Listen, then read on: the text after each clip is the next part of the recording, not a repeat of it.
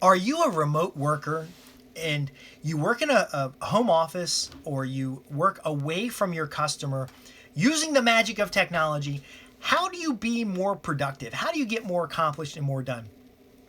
I'm Justin Hitt, and this is part of my From the Desk series. And we're actually in my everyday workplace, and I want to share with you a little background about how I produce these videos and how I work throughout the day. Because there is some question, because as we produce some of these videos, people ask, well, what are you doing? Just sitting around making videos all day and watching YouTubes? Well, no. So I have a specific work day. First off, I try to get up as early as I can. I am trying to get more sleep, but I do get up pretty early. And the first thing I do is while the computers are booting up, and that's why sometimes you see me reaching around here, is I actually boot the computers up early and I start to clean up the desk. The major thing that I'm doing is what's called a top of mind list. If you want to get more accomplished each day, if you want to make sure that nothing slips through the crack, a written top of the mind list done in a work journal, I have a client log here, will simply help you focus on what are the 3 to 5 things I need to accomplish. Now, you can do this at the end of the day, or you can do this at the beginning of the day. But essentially, it is what are the 2 or 3 things I'm going to do this day. Now, I will record video in the morning or in the evening. It doesn't really matter to me. And also if I have like a computer update. So if the main system I'm working on has a major update and maybe I'm doing client work and I don't have any conference calls scheduled, I'll go ahead and clock out of my client work and let the computer do their work. Many of my clients send me, due to the nature of the work in risk management and business development, they actually send me a computer. And then I use their computer all day. So I will record a video while that computer's booting up and the VPN is getting aligned and emails are synchronizing and then the updates run or something like that. I will knock out maybe 1 or 2 videos from 10 to 15 minutes in length. And then I will go ahead and shut down the devices that were doing the video. I will move them to another room because we want to eliminate distraction. I'll plug them into power and then they'll do their synchronization thing. So I'm recording on an iPhone right now with a gimbal. The gimbal literally goes back in the box, goes to another room. I plug it into charge. I plug the phone into charge. I get the system synchronizing. And then I come back to my office space where I got my client system, or if I'm working on another computer with a client over a remote access interface, I will have one computer running and everything else is shut down. Now, because I'm cleaning up my desk, I'm literally taking things off of my desk that don't have to do anything with work. Sometimes it's a project folder that's finishing up. I'll wrap it up. Sometimes it's simply reviewing my notes of the previous day, and then I'll do a video about 2 or 3 little touch points that I think a client needs to work with. And some of these videos are actually client responses. So not all of these videos are educational videos that I'm posting online. It's simply just to get the juices flowing and to get things moving forward. So, but I have certain notations inside my notebooks, which I will say, oh, well, this is an interesting concept. Folks are interested in how I do my videos because a client asked, you got a bunch of videos online, are you doing those while you're billing us? And the fact of the matter is, no, I'm doing this before, I'm doing this after, but it is actually a part of my mnemonic means of working out ideas and concepts so that they are a little bit easier to understand, because I do have a communications challenge where I make assumptions about the people around me and I just basically tell them how it is, and not everybody likes that. It doesn't bother me, but I would like to more clearly communicate key ideas, because a lot of times I see people make mistakes and then 6 months later they're coming back to the original idea or concept that I had proposed to them. Primarily because they don't understand that, like, if I'm going to create this video, I'm not actually doing this off the top of my head. I have notes, I have mnemonics, I have different clues around the room that help me give you a more concise outline. So in the case of client work, I am 100% focused on client work because I've removed the distractions from the room.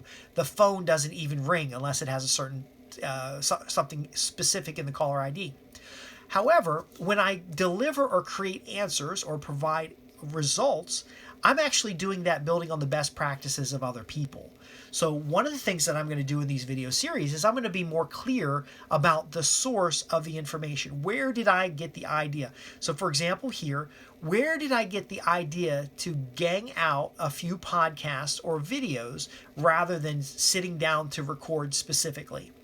Well, I got that from a number of people, including Dan Kennedy, for example, who talked about using outlines and formulas for writing copy. I got it from Jim Strahl, who did a few of direct-to-camera videos just out of his office, and he just had a conversation with the person on the other side, one person on the other side, to answer their questions. And then I also learned from the Getting Things Done book to basically have a specific space. Actually, Dan Kennedy's Renegade Millionaire program also talked about that as well. But I have a specific client computer that is just for client work. There's no YouTube, there's no Facebook, there's no social media. Actually, my general network, my conference room, and my office actually can't access social media. They can't access YouTube. The place I work and sit to do my work has physical objects of reference. I don't need to look up anything on the computer, so I can sit here with just one computer powered up, and that's the computer for the work at hand. How do I know what work is at hand? Is because when I'm cleaning up my desk, I'm simply jotting down the 3 to 5 things that need to be done that day. And then, of course, at the end of the day, I use my callback log or I use my projects portfolio, and I'll just extract what needs to be done for the next day or what needs to be done for the next couple of weeks. It's an organization system that works well for me. I do have a little bit of ADHD. I definitely have ADHD. I went for a if you ever get a chance to do an executive physical and psychological evaluation, the kind that they have the CEOs do for major Fortune 1000 companies, go ahead and invest the few days it takes to do that, because it will be a discovery of epic proportions about your working style. You might know about StrengthsFinder, Colby, those other things. Well, I'm more apt to be able to do a presentation of information or a report of information than I am to be in a dialogue, because when I'm on the phone, I don't have any visual clues. I'm a visual thinker. I'm on the phone, I don't have any visual clues about when the next person's talking, so sometimes I'll tend to just be quiet because I don't want to step on the other person. So I will do these presentations to myself, and there's hundreds of these presentations over the last 20 years that were done just to me. Or specifically to one client to explain a topic. And ultimately, these videos become a resource. And I had no idea 20 years ago that my audio recordings, that my videos, that my special reports, I tend to have consulting contracts or work that required written reports, written business procedurals. And I have them still. There's actually a Unix Systems Administration book over here that I wrote, the best practices for managing a Solaris environment. I had to train like a bunch of technicians. So I wrote down the best practices, and we talked about containers and ZFS and all that good stuff. And I wrote it down. And then I've never used it for anything else other than a few consulting assignments as an IT professional almost 20 years ago. Or maybe 10 years. I've been doing risk management for 12 years now. Technology risk management in the beginning, and systems administration work before that, while also providing business development consulting, because I tend to I like a data center to pay for itself. But ultimately, notes and procedures and best practices I fleshed out on paper before I went to do a presentation. And then because I could convey the idea clearly, I was very often asked to train other people in doing it. And over time, sometimes I'm training them, sometimes I'm being trained and I'm taking notes about what works and what doesn't. I've had experience in Six Sigma, many of the ISO quality assurance areas, ISO 9000, total quality management, scrums. There's just all these different models. Well, I can't remember all that in my head. So I actually have best management practices book, like the PMBOK book for project management, the risk books for risk management in IT worlds and financial services worlds. I have a bunch of books on manufacturing that talk about pre-Six Sigma items, which was quality assurance modeling. And then I do even have some Six Sigma best practices books. Just from my desk, looking around here, I've got a lot of marketing books and things like that. What I find about the books is that when I have a single connection to the customer, a telephone and the computer, every other distraction is put away. I can just go to a book to reference something, or I reference it in the client's environment. But ultimately, knocking out 2 or 3 videos, using an audio recorder. Actually, my iPhone's got an audio recorder on it, and capturing ideas. I can decide what gets transcribed and what doesn't. I can flesh out ideas in advance. So this is just kind of a way of learning. And then I have an interest in multiple income streams. So I do package some of these materials, more the historic materials than the current materials. But I work with an evergreen topic. So there's always been concerns about how to create and keep profitable customers, how to grow a business, how to level up an enterprise. Now, I do specialize in $1 million plus businesses. The current client I have has got a multi-billion-dollar business. It's a Fortune 100 company. Many of the clients in the last 10 years, actually the last 15 years, at least one of my private clients has been a Fortune 100. So IBM, AT&T, several of the major financial services firms, several of the major brokerage firms, several of the major healthcare services firms. And now I'm doing a little bit in the energy sector with smaller businesses around like waste to energy, commercial electrical contractors, solar installers, those types of folks. But it's always had that theme of communications, of business development, of systems and processes. And what I find is these little extracts here and there can be pulled out. So another working method I have, which I covered in a video before, is to capture ideas and turn them into actions. There's no sense thinking about a thing or having an objective in your mind and no action on the ground. Now, I do constantly feel like I'm not getting enough done, and you may have the same feeling. All high-income professionals and entrepreneurs feel crushed and just burdened by time, because while you have the money, you don't necessarily have the time. My client work can span, I've got people I work with on the West Coast. In the course of a day, I might work with people in 2 or 3 countries. So I sometimes have to time flex. So while this equipment is picked up and put away somewhere during the working time, if I've got a 2-hour layover, I might cut a video right after lunch or something, or I might take a walk with the dog, and then after that come back with an idea because the idea is marinated in my head. I'm very careful not to use any proprietary information or any restricted information or any information that might telegraph the behaviors of my clients. So the materials that you're receiving here are my own opinion and do not necessarily reflect those of my clients, employers, or business partners.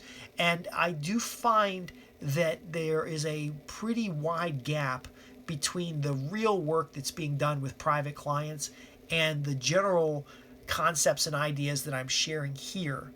Now, I'm also producing the videos because it's video's kind of easy, but my kid is interested in video editing because evidently a lot of kids are interested in becoming YouTube celebrities. So I said to him, well, why not learn how to edit video? And if you're something you're interested in, I certainly have the computer systems around and the tools, and you can learn it. So I edit some videos, the kid edits some videos, and many of the videos are sent to outsiders who will edit those videos as well. The work I do is restricted by ITAR, which is an export restriction for intellectual property and ideas and concepts. Many of the topics that I do cover with my private clients are not available on the internet. They're not available. You're not going to go search for them on LinkedIn. You might find trade associations where you can attend conferences or specific training for experts or subject matter experts or practitioners in the field, but I do tend to make these evergreen topics as well. So if you were concerned that I would leak private information, no, I'm very careful about what we share here. Just like any professional would. I'm not going to go into the how. the how do you evaluate laws, rules, and regulations. I would be more interested in sharing with you the concepts of controls, business controls embedded in processes that reduce risk or detect risk. They detect or prevent risk, and that's the way they reduce it. But those concepts are not interesting to a general population, so I don't put them on my site. The general population that I serve is high-income professionals and entrepreneurs, other people like myself, because it turns out there's a couple other people who are interested, more verbal, more visual individuals, and we riff ideas off each other in the background. You'll see many of them as guests in my program. I've interviewed them for my newsletters, and often I've been mentioned in their books or been interviewed by them for various reasons. I'm not trying to do that anymore. That's what I did in the past when I was doing more term-based consulting work.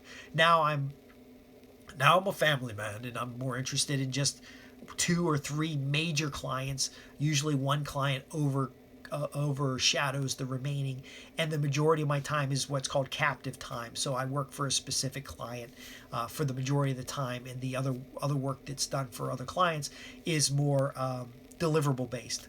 So it might be a report on how to increase cash flow. It might be a report on how to find customers who have extraordinary value using a Pareto principle, 80-20 analytics. Topic testing is an example there for how do you know which topics are most valuable to your audience and which topics contribute to lead generation and sales production. Those types of things I've written programs about over the years, and I can spend an hour on the telephone with a client and then maybe a few checkup calls, and then my staff can package everything else. There's not a bunch of staff here, by the way. There's nobody in the office except for me. I do, though, have a virtual assistant and a couple people who help with bookkeeping and administrative work to make sure that I stay focused on client work. And that's the last thing I want to share, is that you can engineer your environment so that you can focus on what's most important. When I take a vacation or I'm done for the day, I'm done. I do the same thing I'm doing with these videos. When these videos are done, I pack the equipment up that packs up very easily. I take it to a different room. I plug it into the charging station, and then I go to work. I'm done. If my cell phone rings, I don't hear it. It's not here. Now, I do have the cell phone for backup. I do have, I can tether internet off of it, but it's fully charged because I set it aside and then I focused at the work in hand. I can make sure that I'm most productive because, again, there's no distractions. The same way that when I'm done with a client project, I shut it down. I do a finishing report. I give a status. I shut it down. Now, if there's a backlog of activities, I don't work 25 hours to get it done. I work the 8-hour day because if working 10 doesn't make you more productive. In fact, I learned that from working over the years for days at a time on stuff. But it's better to get little chunks done. So if I'm having a stressful day, I might go set up the camera someplace else. I might go set up a different camera, or I may even just go walk the dog, which is again, if you convey most of your ideas and concepts verbally, and you need to make sure that you're understood by other people. Sometimes it helps to practice it out. If Toastmasters is a perfect example, but there's no Toastmasters club in my area, so I'm not writing table topics and short speeches for Toastmasters anymore. So this again is another concept. So to answer the question about how am I getting these done, is it a large portion of my day?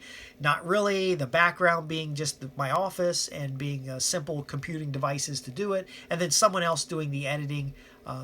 Someone else doing it is a little slower, but again, I'm off doing billable work for clients while the other stuff's getting done. I'm not actually transcribing this stuff. I do have Dragon Naturally Speaking, which can get me a rough transcription that makes it easier to find the videos and when I'm searching through the 100 gigs of video and audio and materials that I've created over the years.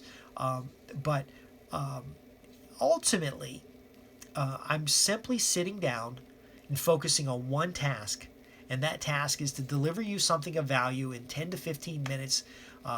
We're up to 20-minute marker right now. However, it's a good takeaway. I'm glad you asked the question because this is not what I'm doing all day. I'm spending maybe 45 minutes while I'm cleaning up my desk, and while I'm getting ready for the day, and meanwhile the computers are doing what computers do. If there's one thing I learned being a systems administrator, is that you can get computers to do work for you while you're doing something else. And that's ultimately what I'm doing here. I want to thank you for watching. I'm Justin Hitt, and you can ask your questions at www.askjustinhitt.com. Now, I have a newsletter that I mentioned called Ad Briefings Copywriting Tips, and it is actually a newsletter for copywriters, because technical writers and copywriters, I really believe they're underutilized. These are people who can truly wordsmith and create persuasive communications. And if you're interested in copywriting, you can go to adbriefings.co.uk. But ultimately, I'm here to help you create key profitable customers to transform business relationships into profits guaranteed. How do we guarantee that? Well, we do it through business process, risk management, and kind of how you communicate.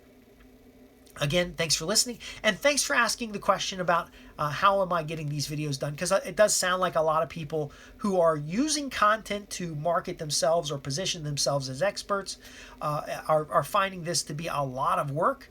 It really doesn't have to be a lot of work, and it should not be a distraction from the client work that you have, because really, if you think about it, keeping the clients you have is much cheaper than going and finding the other clients. The grass on your side could be greener if you just took better care of it, versus chasing the grass on the other side of the fence. Anyway, thanks for listening. Again, I'm Justin Hitt, and you can ask your questions at www.askjustinhitt.com.